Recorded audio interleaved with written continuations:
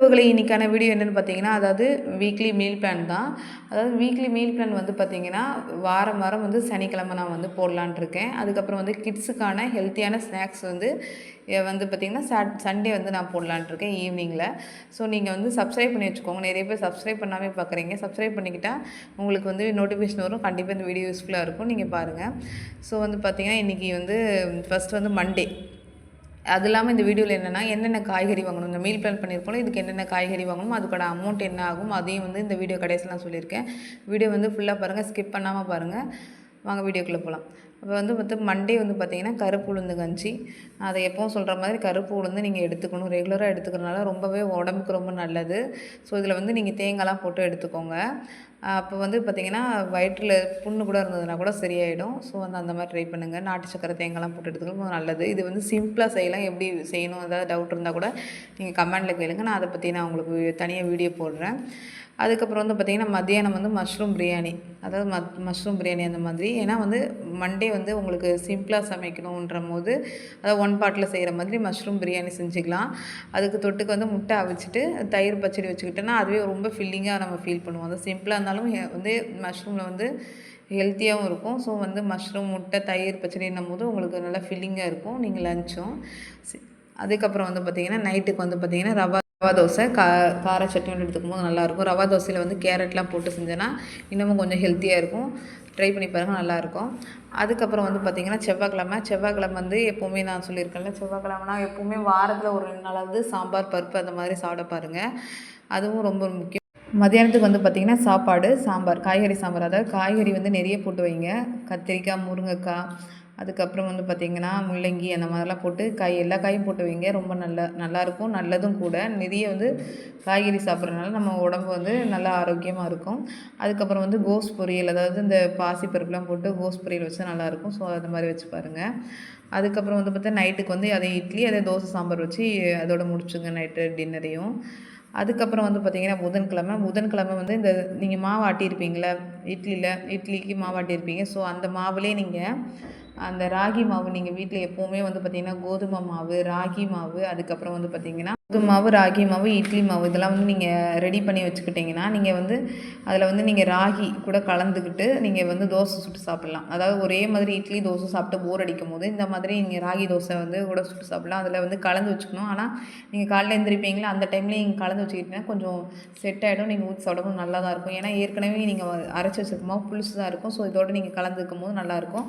So வந்து கருவாட்டு குழம்பு அன்றைக்கி வந்து பார்த்திங்கன்னா சாப்பாட்டுக்கு வந்து கருவாட்டு குழம்பு வச்சுக்கோங்க, நல்லாயிருக்கும். கருவாட்டு குழம்பு எப்படின்னா, அதாவது வெஜிடேரியன் அப்படின்னும் போது கீரை கூட செஞ்சுக்கலாம். கீரை அதாவது பொரியல் ஏதாவது கூட கீரை, அது இந்த முருங்கைக்கீரை போட்டிருக்க பதிலுக்கு நீங்கள் கீரை செஞ்சுட்டு அதுக்கு பதில் வெண்டைக்காய் பொரியல் அந்த மாதிரி செஞ்சுக்கலாம்.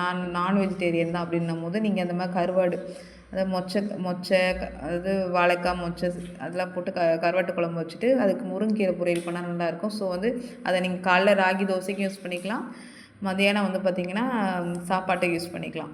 ஸோ இந்த மாதிரி ட்ரை பண்ணுங்கள். எப்போவுமே ஒரு குழம்பு வச்சு 2 டைம் யூஸ் பண்ணிக்கிற மாதிரி அந்த மாதிரி ட்ரை பண்ணுங்கள், ஓகேங்களா? அதுக்கப்புறம் வந்து நைட்டுக்கு வந்து பார்த்திங்கன்னா கருப்பு உளுந்து சட்னி, இட்லி கருப்பு உளுந்து சட்னி இல்லை புதினா சட்னி, உங்களுக்கு என்ன சட்னி பிடிக்குமோ அந்த மாதிரி ட்ரை பண்ணிக்கோங்க. உண்மையாகவே நல்லது. கருப்பு உளுந்து வந்து அடிக்கடி எடுத்துக்கும் போது நம்மளோட ஹெல்த் வந்து ரொம்ப நல்லா இம்ப்ரூவ் ஆகும். சரி, அந்த போனோட ஸ்ட்ரென்த்லாம் வந்து போன்லாம் நல்லா ஸ்ட்ரென்த்தன் ஆகும். ஸோ வந்து எங்கள் அப்பாவுக்கு உடம்பு முடியாத போது நாங்கள் கருப்பு உளுந்து ரெகுலராக கொடுத்தனால வந்து நல்லா ஸ்ட்ரென்த் ஆகிட்டார். ஸோ வந்து நீங்கள் ரெகுலராக எடுத்துக்கோங்க.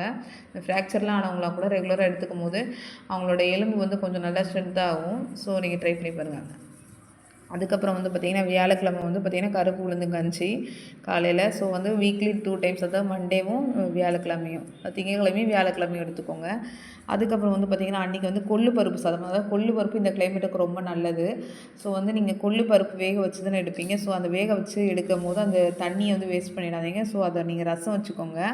அந்த கொள்ளு பருப்பை எடுத்து கடைஞ்சிக்கிட்டிங்கன்னா அந்த சாப்பாடோட கொள்ளு பருப்பு போட்டு சாப்பிட்டு ரசம் போட்டு சாப்பிடும்போது நல்லாயிருக்கும். தொட்டுக்கு வந்து மீல் மேக்கர் ஃப்ரை அந்த மாதிரி, மீல் மேக்கர் எதாவது பிடிக்கலன்னா முட்டை கூட அது செஞ்சுக்கலாம். ஸோ அந்த மாதிரி ட்ரை பண்ணிக்கோங்க. அதுக்கப்புறம் நைட்டு வந்து சம்பா ரவை வந்து நல்லது, சரியா? நீங்கள் வந்து சாதா ரவையோட சம்பா ரவை நல்லது. ஸோ நீங்கள் அதில் வந்து கிச்சடி மாதிரி கேரட்லாம் போட்டு நீங்கள் கிச்சடி மாதிரி எடுத்துக்கலாம். ஸோ அது நல்லாயிருக்கும். ஸோ அதுக்கு தேங்காய் சட்னி நல்லாயிருக்கும். அது நான் எழுத மறந்துட்டேன். தேங்காய் சட்னி எடுத்துக்கோங்க. அதுக்கு வந்து பார்த்திங்கன்னா வெள்ளிக்கிழமை வந்து பார்த்திங்கன்னா காலைல வந்து அதை சொன்னேன்னே சாம்பார் ஏதாவது வைக்கிறீங்கன்னா தோசை அந்த மாதிரி செஞ்சுக்கோங்க. தோசை, இட்லி இல்லை உங்களுக்கு என்ன பிடிக்குமோ அதை செஞ்சுட்டு சுரக்காய் கூட்டு, அதாவது சாம்பாரே சாப்பிட்றதுக்கு போர் அடிக்கு அப்படின்னு பார்த்தீங்கன்னா, சுரக்காய் வந்து நல்லா கூட்டு வந்து கொஞ்சம் கூட்டுனா ரொம்ப கூட்டம் இல்லாமல் கொஞ்சம் குழம்பு மாதிரி கொஞ்சம் கூட்டு மாதிரி கொஞ்சம் கெட்டியமாக வச்சுக்கிட்டிங்கன்னா, நீங்கள் அது காலைக்கு யூஸ் பண்ணிக்கலாம், மதியானத்துக்கு சாப்பாட்டுக்கு யூஸ் பண்ணிக்கலாம். சாப்பாட்டுக்கு சுரக்காய் கூட்டு, கிழங்கு வந்து இந்த கூட்டு இதுக்கெலாம் வந்து கிழங்கு ரொம்ப நல்லாயிருக்கும். ஸோ நீங்கள் அந்த மாதிரி ட்ரை பண்ணுங்கள். அதுக்கப்புறம் நைட்டுக்கு வந்து பார்த்திங்கன்னா எப்படியும் அந்த கூட்டு வந்து பத்தாது. ஸோ வந்து நைட்டுக்கு வந்து தோசை, இட்லி இல்லைனா கார சட்னி ஏதாவது நீங்கள் வச்சு சாப்பிட்டுக்கலாம். அதுக்கப்புறம் வந்து சனிக்கிழமை, அதாவது நீங்கள் ஒரே மாதிரி தோசை சாப்பிட்றதுக்கு போர் அடிக்கலாம். ஸோ அந்த பீட்ரூட் தோசைலாம் நல்லாயிருக்கும். ஸோ நீங்கள் இந்த பீட்ரூட்டை வந்து மிக்சியில் அடித்து இந்த மாவோட கலந்து நீங்கள் தோசை சுடும்போது நல்லாயிருக்கும். இல்லை சில பேர் வதக்கி கூட அரைப்பாங்க. ஸோ உங்களுக்கு எப்படி பிடிக்குமோ அந்த மாதிரி சாப்பிட்டு பாருங்கள். உண்மையாகவே ரொம்ப நல்லது. குழந்தைங்களாம் வந்து விரும்பி சாப்பிடுவாங்க கலர்ஃபுல்லாக இருக்கும்போது. ஸோ அதுக்கு தேங்காய் சட்னி நல்லாயிருக்கும். நீங்கள் அந்த மாதிரி ட்ரை பண்ணுங்கள். அதுக்கப்புறம் வந்து பார்த்திங்கன்னா சனிக்கிழமை வந்து வத்தக்குழம்புக்கு வந்து ஆம்லேட் நல்லாயிருக்கும் ரொம்ப. ஸோ சில பேர் சனிக்கிழமை வந்து வத்தக்குழம்பு, அதாவது ஆம்லேட்லாம் சாப்பிட மாட்டாங்க. ஸோ வந்து பார்த்திங்கன்னா வாழைத்தண்டு பொரியல் வந்து இல்லைனா கூட்டு நீங்கள் ஏதாவது வந்து வத்தக்குழம்புக்கு வச்சுக்கிட்டேன், ரெண்டுமே சூப்பராக இருக்கும். நீங்கள் வந்து வாழைத்தண்டு, வாழைப்பூ இதெல்லாம் வந்து ரெகுலர் எடுக்கும்போது உங்கள் உடம்பும் ரொம்ப நல்லாயிருக்கும். ட்ரை பண்ணி பாருங்கள். நிறைய பேருக்கு இந்த கட்டிலாம் இருக்கும்ல, அது அவங்களுக்குலாம் அந்த கசப்பு, அதாவது துவர்ப்பான பொருள் வந்து சாப்பிடும்போது ரொம்பவே நல்லது. ஸோ வந்து எடுத்துக்கோங்க. அதுக்கு வந்து பார்த்திங்கன்னா அன்றைக்கி நைட்டுக்கு தோசை, இட்லி உங்களுக்கு என்ன வேணுமோ எடுத்துக்கிட்டு, அதுக்கு வந்து பார்த்திங்கன்னா உடச்சக்கல்லை சட்னி, அதாவது வெறும் உடச்சக்கல்லையை மட்டும் வச்சு சட்னி அரைச்சி பெருங்காயம் போட்டானா கொடுக்கணும், இல்லைனா நைட்டு சாப்பிடும்போது வயிறு வலிக்கும். ஸோ வந்து அந்த மாதிரி ட்ரை பண்ணலாம்.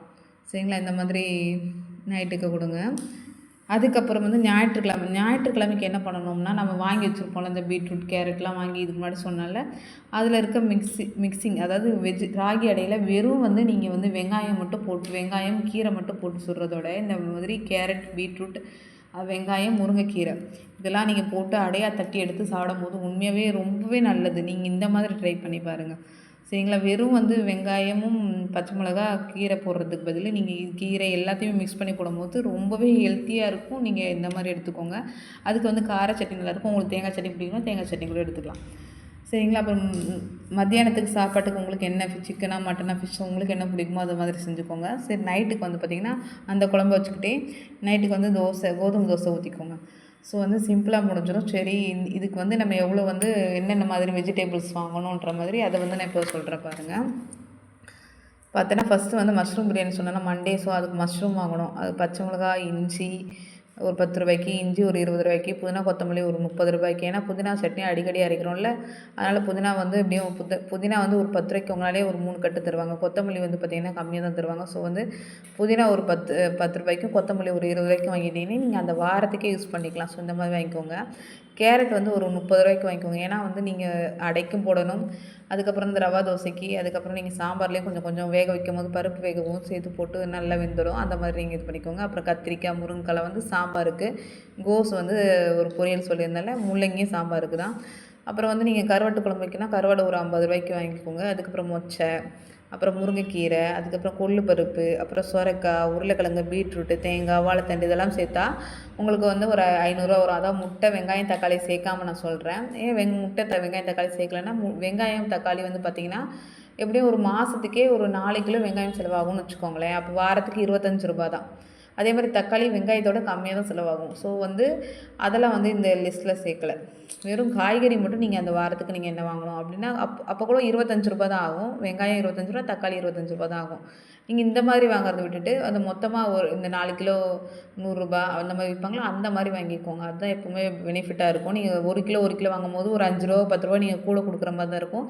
ஸோ இந்த மாதிரி வாங்கிக்கோங்க. அதுக்கப்புறம் முட்டை வந்து இந்த வாரம் நம்ம கம்மியாக தான் எடுத்துக்கோம். ஸோ ஒரு 10 முட்டை எடுத்தாலே வந்து போதுமானது. ஸோ மொத்தம் டோட்டலாக ஒரு 500 ரூபா தான் ஆகும். நீங்கள் இந்த மாதிரி ட்ரை பண்ணுங்கள். ஏன்னா 500 ரூபா ஆகுது அப்படி சொல்கிறீங்க. ஒரு வாரத்துக்கே நான் வந்து ரொம்ப 500 ரூபாலாம் செலவு பண்ண மாட்டேன். ஒரு வாரத்துக்கு 200 ரூபா தான் செலவு பண்ணுவேன் அப்படின்ற மாதிரி நீங்கள் வந்து பண்ணாதீங்க. ஏன்னா வந்து நம்ம காய்கறியில் வந்து செலவு பண்ணுறத நம்ம பெரிய செலவாக எடுத்துக்கவே கூடாது. இந்த வாரம் 500 ரூபா இருக்குது. அதுக்கு முன்னாடி வாரம் 300 ரூபா தான் ஆச்சு. ஓகேங்களா? அதுக்கு அடுத்த வாரம் 300 ரூபா தான் ஆகும். அதுக்கு அடுத்த வாரம் 500 ரூபா தான் ஆகும். ஆக மொத்தம் 1600 ரூபா. ஒரு மாதத்துக்கு 1600 ரூபாய்க்கு கூட நம்ம காய்கறி வாங்கி சாப்பிடலை அப்படின்னு வச்சுக்கோங்களேன். நம்ம ஹெல்த் வந்து உண்மையாகவே சொல்கிறேன், நம்ம ஹெல்த்தியாக சாப்பிடலான்னு தான் அர்த்தம். நம்ம வந்து இப்போ சாப்பிடாம நம்ம சேர்த்து வைக்கிறோன்னு வச்சுக்கோங்களேன், இது ஃப்யூச்சரில் கண்டிப்பாக நீங்கள் இந்த ஒரு சேமிப்பு ஒரு 100 ரூபா 200 ரூபாய்க்கு நீங்கள் விட்டுட்டீங்க, இந்த ஹெல்த்தியாக சாப்பிடலன்னு வச்சுக்கோங்களேன், நீங்கள் ஹாஸ்பிட்டலில் போய் ரொம்ப அதிகமாக கொடுப்பீங்க. ஸோ வந்து நீங்கள் காய்கறி விஷயத்தில் நீங்கள் கட் பண்ணணும்னு நினைக்காதீங்க. மற்ற செலவில் வந்து குறைக்க பாருங்கள். சரிங்களா? இதுவே வந்து எனக்கு தெரிஞ்சு கரெக்டாக தான் நான் கொடுத்துருக்கேன். இது வந்து எத்தனை பேருக்கு கரெக்டாக இருக்குன்றது கீழே கமெண்ட் பண்ணுங்கள். கண்டிப்பாக இந்த வீடியோ யூஸ்ஃபுல்லாக இருந்திருக்கும்னு நினைக்கிறேன். வீடியோ பிடிச்சிருந்தா லைக் பண்ணுங்கள், ஷேர் பண்ணுங்கள், மறக்காமல் சப்ஸ்கிரைப் பண்ணுங்கள். வாரத்துக்கு வந்து எவ்ரி வீக் வந்து சாட்டர்டே வந்து உங்களுக்கு மீல் பிளான் வரும். சண்டே வந்து கிட்ஸுக்கு வந்து எப்படி வந்து சிம்பிளாக ஹெல்த்தியாக நம்ம வீட்டில் ஸ்நாக்ஸ் வந்து செய்கிறதுன்றதை பற்றி எவ்ரி சண்டே வந்து ஈவினிங்கில் வந்து வீடியோ வரும். கண்டிப்பாக யூஸ்ஃபுல்லாக இருக்கும். நீங்கள் சப்ஸ்கிரைப் பண்ணி வச்சுக்கிட்டா உங்களுக்கு நோட்டிஃபிகேஷன் வரும். தேங்க்யூ.